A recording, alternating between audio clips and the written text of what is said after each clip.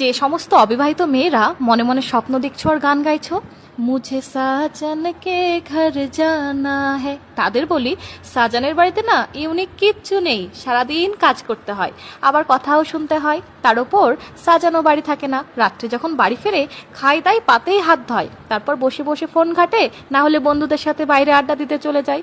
সাজানের সাজান থাকে না, কুজান হয়ে যায়। তাই সাজানের ঘরে যাওয়ার স্বপ্ন না দেখে চুপচাপ বাপের বাড়ি বসে রিলস দেখো, খাও দাও, অনেক মজা করো। প্রশ্নটা এবার বিবাহিত মেয়েদের কাছে, কথাগুলো কি ঠিক বললাম? কমেন্টে জানাও।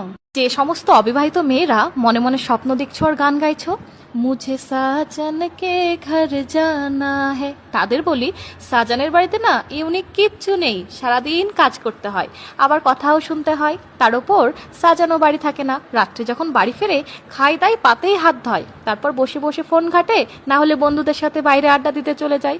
সাজান সাজান থাকে না, কুজান হয়ে যায়। তাই সাজানের ঘরে যাওয়ার স্বপ্ন না দেখে চুপচাপ বাপের বাড়ি বসে রিলস দেখো, খাও দাও, অনেক মজা করো। প্রশ্নটা এবার বিবাহিত মেয়েদের কাছে, কথাগুলো কি ঠিক বললাম? কমেন্টে জানাও।